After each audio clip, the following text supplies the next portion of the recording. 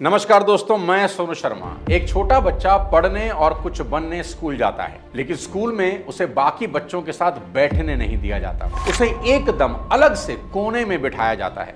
उसे प्यास लगती है, पानी सामने है, लेकिन वो खुद पानी नहीं पी सकता क्योंकि उसके छूने से नल गंदा हो जाएगा। समाज उस बच्चे को अछूत मानता है। एक बार की बात है कि बारिश जोरों से हो रही, तेज हवा और तूफान भी था।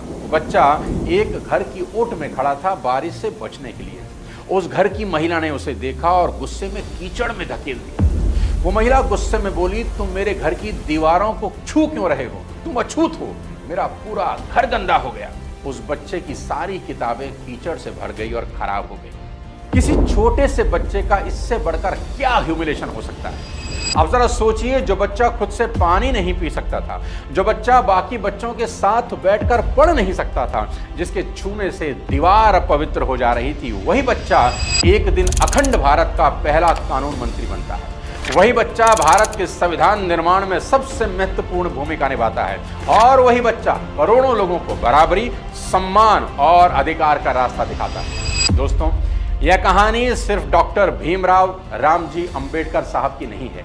यह कहानी है अपमान को आग बनाने की, दर्द को दिशा देने की। आज हम बाबा साहब अंबेडकर की ऐसी यात्रा समझेंगे जिसमें बचपन का दर्द भी है और समाज का जहर भी है।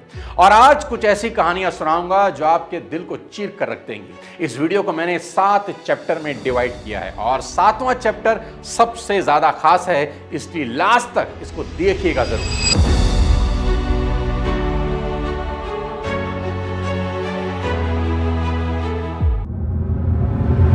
बाबा साहेब अंबेडकर का जन्म 14 अप्रैल 1891 को महू में हुआ, जो मध्य प्रदेश में है। उनके पिताजी रामजी मालो ब्रिटिश इंडियन आर्मी में थे।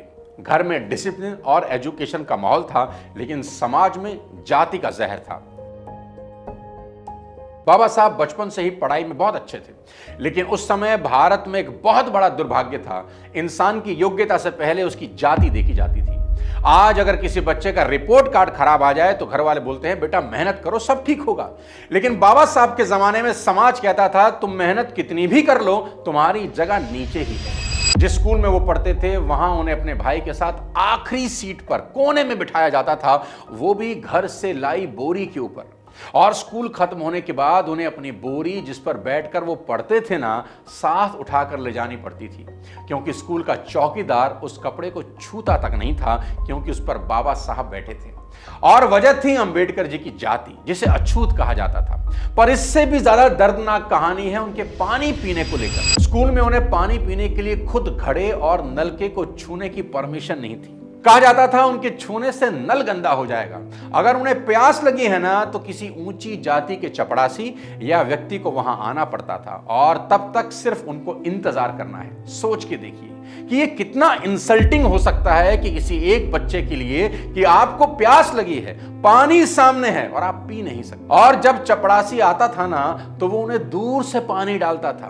उन्हें घुटनों के बल बैठकर हाथ मुंह के आगे रखकर पानी पीना पड़ता था, क्योंकि अगर बाबा साहब वह बर्तन छू लेते तो बर्तन अपवित्र हो जाता है। जब टीचर उन्हें ब्लैक बोर्ड पर सवाल को सॉल्व करने के लिए बुलाती तो कई बच्चे घबरा जाते थे। क्यों?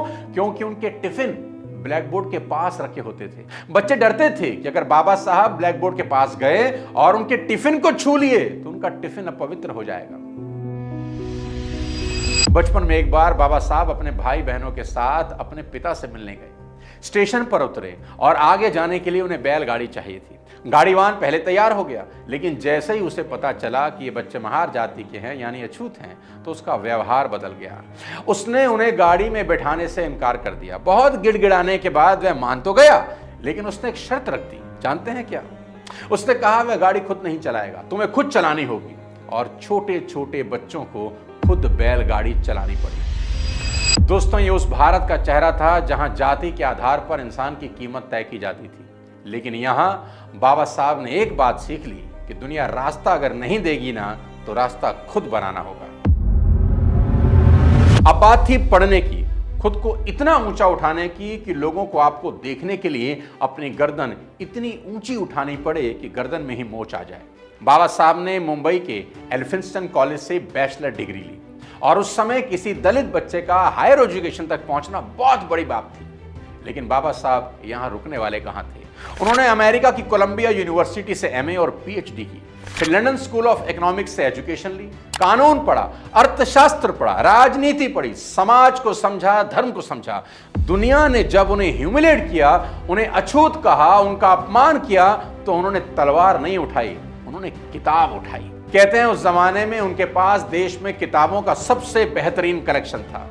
मशहूर किताब इनसाइड एशिया के राइटर रहे जॉन गुंथरे लिखते हैं कि जब 1938 में मेरी अंबेडकर जी से मुलाकात हुई तो उनके पास 8000 किताबें थी और उनकी मृत्यु तक ये संख्या बढ़कर 35,000 हो चुकी थी। सोच के सर चकरा जाता है।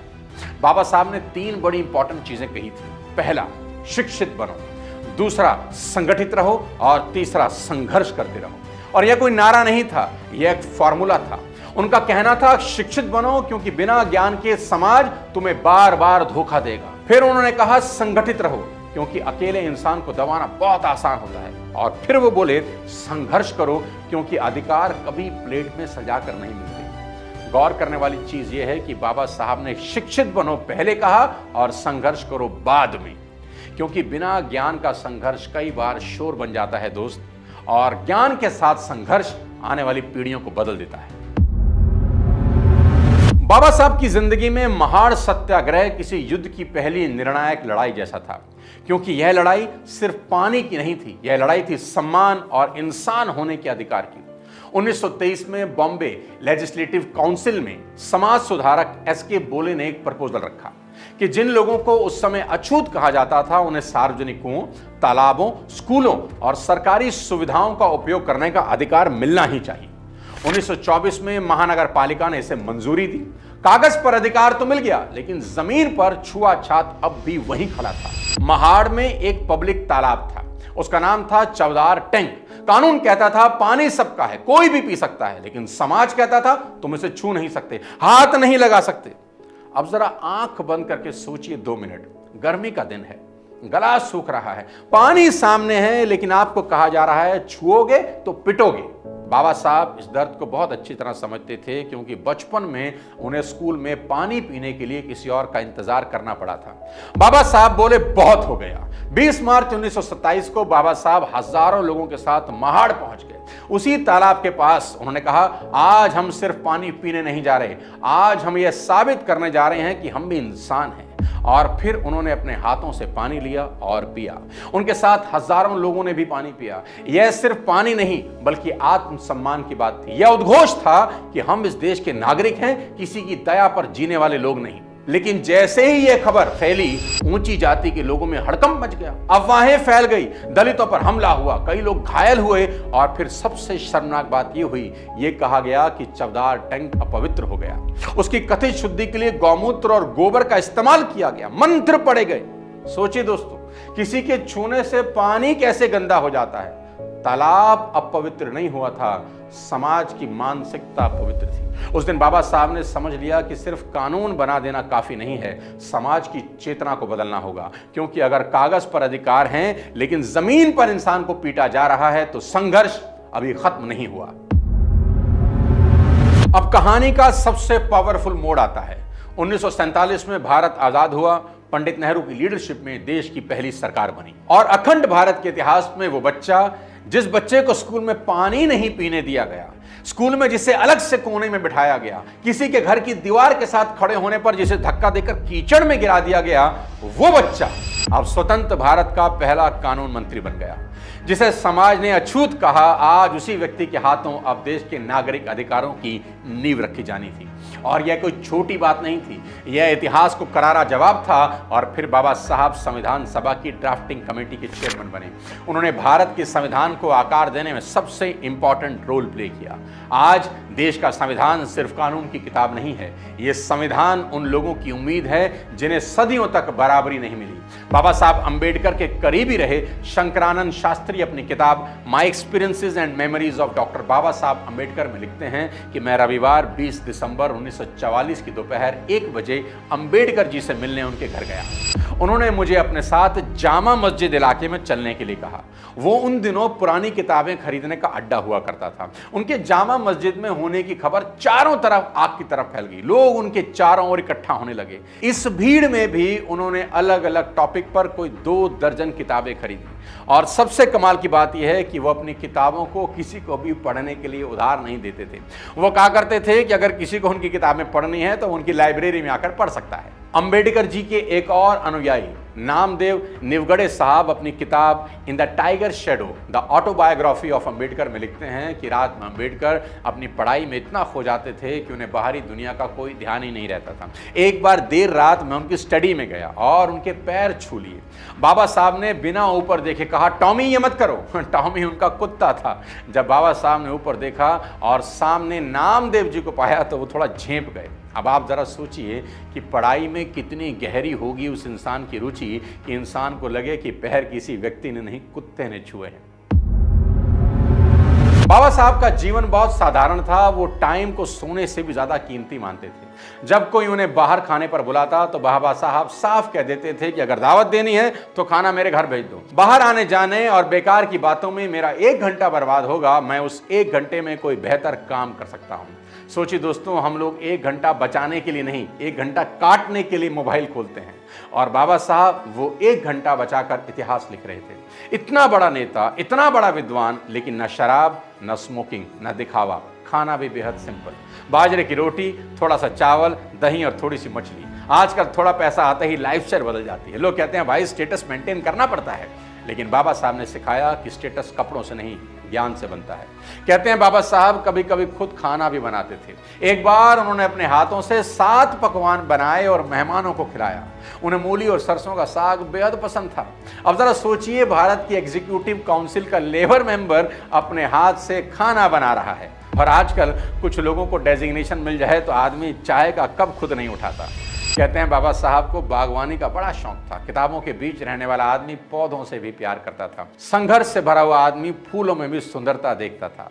वे कुत्तों से बहुत प्रेम करते थे। एक बार उनके पालतू कुत्ते की मौत हुई तो बाबा साहब फूट फूट कर रो पड़े, क्योंकि बाबा साहब बाहर से तो चट्टान थे लेकिन अंदर से कोमल इंसान की तरह थे। यही उनकी महानता थी। सीख क्या है? बड़ा आदमी वह नहीं जो छोटे काम करने में शर्म करे, बड़ा आदमी वह होता है जो बड़े पद पर बैठकर भी इंसान बना रहे। बाबा साहब ने हमें सिखाया, समय बचाओ, ज्ञान बढ़ाओ, जीवन सरल रखो और दिल को कठोर मत बनने दो, क्योंकि जिंदगी में ऊंचाई पर जाना बड़ी बात नहीं है, ऊंचाई पर जाकर भी विनम्र रहना बहुत बड़ी बात है। अपने जीवन के अंतिम पड़ाव में बाबा साहब ने वायलेंस सीखना शुरू किया। उनके सचिव रहे नानक चंद रत्तू अपनी किताब last few years of doctor Ambedkar में लिखते हैं, एक दिन मैंने उनके बंद कमरे में चुपके से झांक कर देखा, एक अद्भुत नजारा मुझे दिखाई दिया।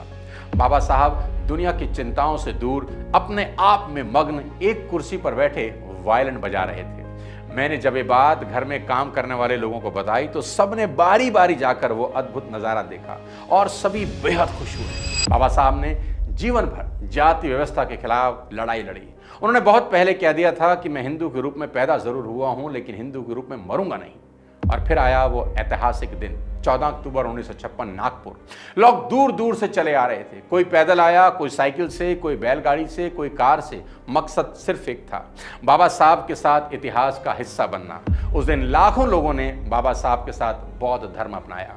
यह सिर्फ धर्म परिवर्तन नहीं था, यह सदियों के अपमान का जवाब था। यह कहना था कि हम उस व्यवस्था का हिस्सा नहीं रहेंगे जो हमें इंसान मानने से इनकार करती है। लेकिन नियति का खेल देखिए, इस ऐतिहासिक घटना के कुछ हफ्ते बाद 6 दिसंबर 1956 को बाबा साहब इस दुनिया से चले गए, एक सितारा जो आकाश में विलीन हो गया। बाबा साहब अब संसार से आखिरी विदा ले रहे थे। बाबा साहब जैसे लोग मरते नहीं हैं, शरीर चला जाता है लेकिन विचार जिंदा रहते हैं। दोस्तों, यह सिर्फ एक सक्सेस स्टोरी नहीं है, यह कोई रिवेंज स्टोरी भी नहीं है, यह ट्रांसफॉर्मेशन स्टोरी है। बाबा साहब को सच में अगर सम्मान देना है तो सिर्फ उनकी तस्वीर लगाने से बात बनेगी नहीं।